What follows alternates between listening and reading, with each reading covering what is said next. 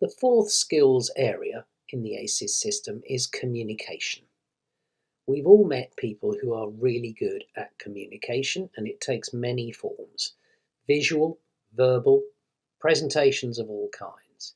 And these people are very persuasive, and they're really the type of people who will get everybody else to agree with them. In other words, just say yes to what they're proposing. But if you scored yourself low on this, then there are many techniques in the Smart Performance book to help you improve your skills. So here are 3 examples. The first one is called From POV to LOA. POV stands for point of view, and LOA stands for line of argument. And these are 2 critical things that you need to address to make sure that you're a persuasive communicator.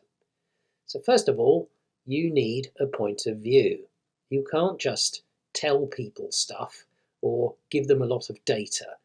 You need to have a point of view about what to do with the information that you're imparting. Secondly, you have to do this with a line of argument. You can't just arrive somewhere.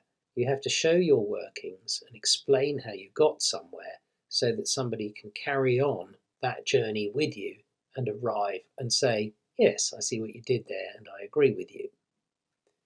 A second idea is do things, then tell people. Now this is all about sequence, because far too many companies, and indeed individuals, claim things, but they haven't actually been done yet. And occasionally it's all right to have a statement of intent, which if you say, I plan to do this, we plan to do this, but we haven't achieved it yet, it might just be acceptable. But more often than not, get the thing done first and then explain what you've done, presumably for the benefit of your company, your brand, or whatever.